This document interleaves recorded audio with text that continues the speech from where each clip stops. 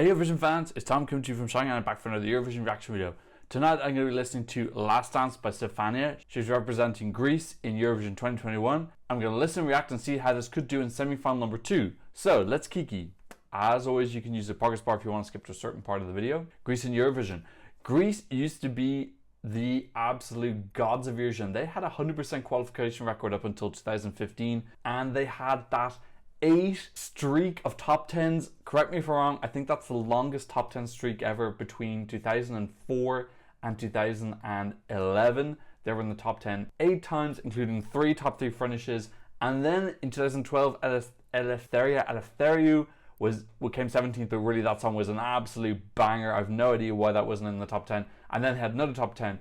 Really, since 2014, I feel like they've kind of dipped a little bit. They still send quality every single year, but it feels like in that pre-2014 period, it was like 8s, 9s and 10s, and now it's kind of like 6s and 7s with the occasional 8. So I still like their song every year. I think I've downloaded pretty much every single song apart from Freaky Fortune. So I do like them all, but yeah, they're just not the powerhouses that they used to be, or this. The other thing is that they aren't the guaranteed qualifying. Pre-2014, they were always in the top 4 in the qualifications. Since then, they've been 7th, 6th, 16th, 10th, 14th and 5th. So they haven't been in the top 4 since 2014. It doesn't feel anymore like they are the safe qualifiers and top 10 guaranteed that they used to be. So it's a weird transition that's happened. I would like to see Greece get back to their former fortunes. So Stefania represented them last year as well. She's Greek with Dutch ancestry. I believe she grew up in Netherlands, but she's got a Greek ancestry. She was in Eurovision, Junior Eurovision, I think 2017 or something, with Kisses and Dancing, which I really like. It's a great kid bop. Her song last year was called Supergirl. Honestly, I really enjoyed that when I did my initial reaction to it. But in hindsight, I was really distracted by the visuals and I never actually downloaded or listened to the song a single time more. So I'm going to be a little bit more cautious this year of actually trying to look past any facade as to the actual quality of the song, because I think they did a really great job. Like, full credit to them. They're allowed to do whatever they want with the visuals. They did just feel like they were distracting from the actual song. The song this year is called Last Dance. They actually announced before the song was released that it has an 80s feel. I'm imagining that's going to be something that's very Dua Lipa-esque. I have to put in a slight disclaimer here that as much as I really respect Dua Lipa and think she's awesome, I don't really enjoy her album Future Nostalgia, which seems to be a massive influence on Eurovision this year. So let's go. Stefania. I feel a little bit sick, which sucks because I was just sick last week, so that's shit. Why am I taller? Okay, I just need to put the seat back. Okay, that's better. Okay, so the song is by Contopoulos and Sharon Vaughan. No Kirkorov, just Contopoulos. One in My Secret Bang. Okay, I'm rooting for her. I definitely want her to do well. Ooh, she's walking. She's going to be dancing.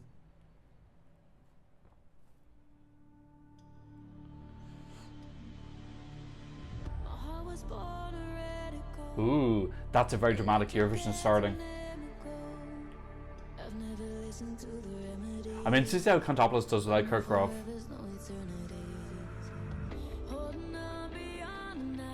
I'm liking this so far, actually. It's got a dramatic feel to it, a little bit of epicness.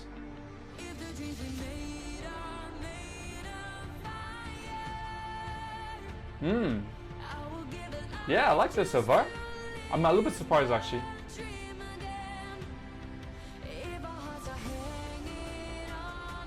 Oh, the video is cool.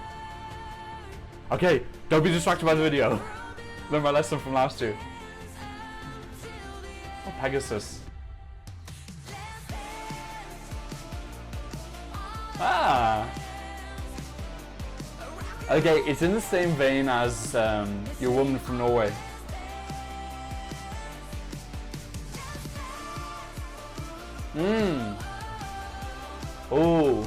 Oh gosh.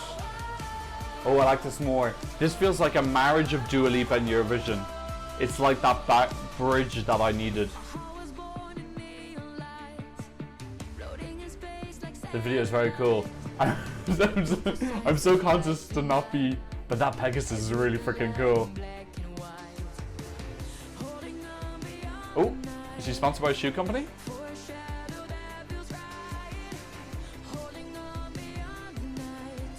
Ooh, mysterious. Is that Atlas? She's gonna tickle his armpits.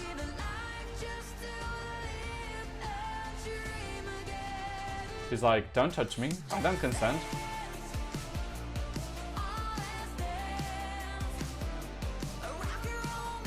Okay, second chorus doesn't feel like it's built at all. It sounds like the first chorus a bit too much.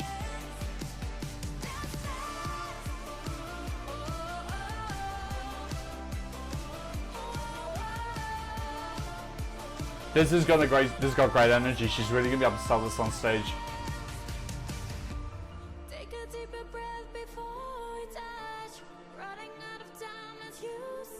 The visuals are really, really stunning. I'm concentrating so much not being distracted, but they really are gorgeous. It looks expensive. If she can do this vocally, this is really gonna stand out. She's got great confidence and energy in the video. Oh, that ended a bit too early. Oh, I wanted a little bit more.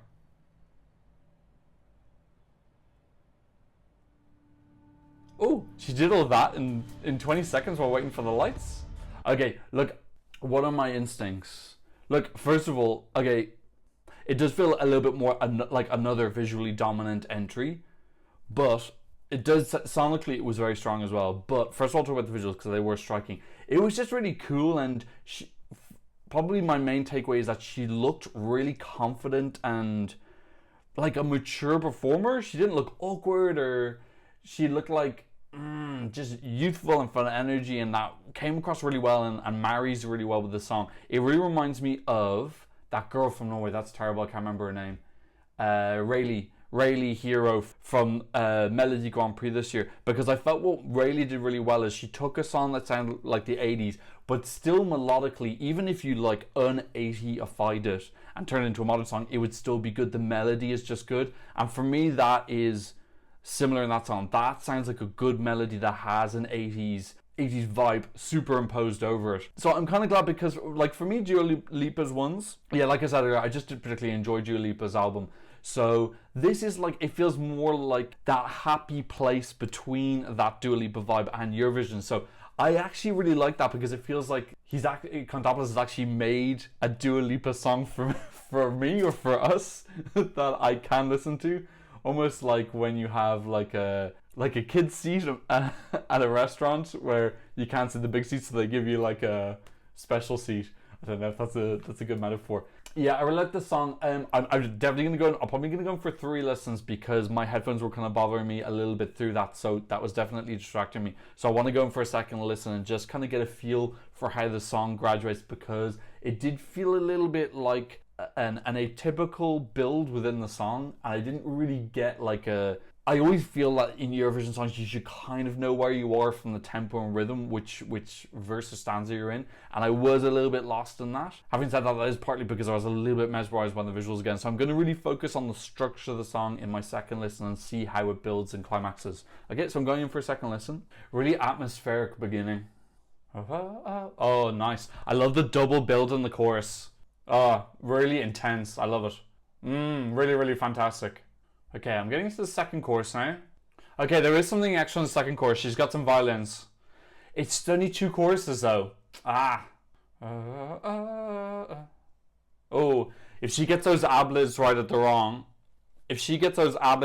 end, that's going to be special. Yeah, okay, I can see why I got a little bit confused by the structure, because really what happens is she's got quite a long... I don't know if it's because the verse is long or the chorus is actually quite long, but it goes verse, chorus, and then she's pretty much straight into a third chorus, and it's kind of like a half one. So it's kind of like a 2.5 with no fully developed bridge in the middle. So that's why it probably caught me a little bit off guard in where I was in terms of the song. But that kind of thing can be guided with visual aids. Yeah, it's slightly disappointing, because I would have liked it felt like a slightly hurried finish at the end there, that they were kind of like, oh shit, we're running out of time. But the chorus is really, really great, and I love that double build where you kind of get like a intensity slight, I don't know if it's a key change, but a tempo change up. It does feel like she goes up a register, and that's really, really, really great. And Yeah, it's just a great song. Look, for me, the real standout thing is this is a better song for me than last year, because last year I watched it and I was blown away by the visuals and I never ever listened to the song again. I'm absolutely definitely going to download this. Like 100% going to download this, and I'm going to listen to it, and I feel like this is something that might be able to get into my top 10 last year, whereas last year there was absolutely no chance in hell that she was going to be near my top 10, because as much as I enjoyed the whole performance of the music video, which did feel like it was meant to be quite a large distraction personally, yeah, the song was just a bit too, it wasn't the standout thing for me. That now, the song is the standout, and the visuals are really, really great as well. They're high quality, but the song is standout. I wonder now that, like, it's interesting to really hear Contopoulos' kind of like dramatic style. Like Sharon Vaughan is kind of prone to drama as well. They are like two of the most dramatic Eurovision writers you can have. Sharon Vaughan was the one about Scream for Sergei in 2019, and she's written both of Uku's songs as well. So she's not shy to drama either. So I like this drama mixed with the 80s Dua Lipa, but with a kind of like, well, the Eurovision is the drama is kind of Eurovision all together. For me, it really meshes perfectly as a package, and she's really great in the music video. I want to see what she's like live. I did see her obviously in Junior Vision 2017 or 16 or whatever it was, and she was great in that performance, but she was part of a group. So this is quite a difficult song to sing. She's gonna have to bring like a ton of energy. She's going to have to do a lot of cardio training, because she's got to be jumping and bouncing around as she was in the music video. If she can hit those ad-libs at the end, I just think it's going to make a really, really big difference with this song if she can perform it like really well. I think that's going to make quite a big difference between... I think it always makes a difference, but it feels even a little bit more important with a song like this that's like high energy, and I just feel like that needs to be mirrored in the performance. But yeah, look, I'm really, really happy, because after not downloading last year, I was kind of like, I was almost expecting the same thing again. A really slick package that's possibly a little bit empty on the inside. This isn't empty on the inside. I definitely will download this. I'm really looking forward to listening to this over the next couple of weeks. Let's have a look and see how this is doing. First of all, do I think this is qualified? Yeah, I think this is a pretty safe qualification. So this is drawn 4th, which is not amazing. Having said that, she's going to be following Estonia and Czech Republic. Look, it's not the best draw. It could be worse. She's not 2 or 3, but 4 is pretty close to that. I think this is going to do well with the jury, because they'll have a green light to... I think it's a respectable song. I think it's going to do well with the public as well. They don't have, Greece doesn't have Cyprus this year, but I feel like this has a broad appeal. I would hope that the Greek team are aiming pretty big for the staging. They have enough of a foundation with this song that if they really nail the staging, and I don't mean just like okay passable, I mean like really hit it well, and Stefania can give a great performance, that they can start getting back into the top 4 in the qualifications for their semis, because when you qualify higher, you tend to get a better spot in the final draw, apart from when Czech Republic came second, they were drawn second. Sorry, they came second in their semi but were drawn 3rd. That was in 2019. That was really scandalous. But generally, if you do better in your semi, you tend to get a better draw. So I want to see Greece hitting those hearts. I feel like they're putting a lot of effort in these last 2 years. I want to see them get a better result with this. And for me, this is an absolute dead cert qualification. Probably would feel like it's going to be harder to reach that top 4 coming from the 4th space, but it is possible. Remember, in 2018. That Norway won their semi-final from the 1st spot in the running order, so it is possible. Okay, let's have a look and see how this is doing with the bookies. So this is currently 13th. Yeah, I would agree with that. I think that is a pretty fair assessment. I don't think this has got winner's potential personally, unless we're talking like I think even with absolutely groundbreaking staging, I just don't think this can possibly win. It just doesn't have enough of a like unusual X factor that you need to have nowadays to win. But if, like I said, if they can nail the staging, definitely has potential to be top 10. I don't think that those rankings are exaggerated at all. Let's have a look and see how it's doing within the community. It's 11th with the community, so that's pretty consistent. It seems like it's gone down well with a lot of people. I think those are both pretty fair rankings. I would probably put this... I would imagine that it's possible this will end up in my 11th to 15th spots. It can go higher with a really, really great final performance. And obviously, I still have quite a few songs left to listen to as well. But I'm really, really, really happy with this. Much more happy than last year. I think that's my biggest takeaway, is that this feels like an improvement on last year. It feels a little bit less maybe shallow, or... it feels maybe a little bit less hollow. It feels a little bit more substance to it in terms of the melody. And I'm really happy about this. I've got another song to download, so really happy about that. Okay, so let me know what you think about Stefania's song Last Dance. Please leave a comment in the comment section down below. Please like and subscribe if you haven't already. And thanks so much for watching. I'll see you in another reaction video very soon. Goodbye.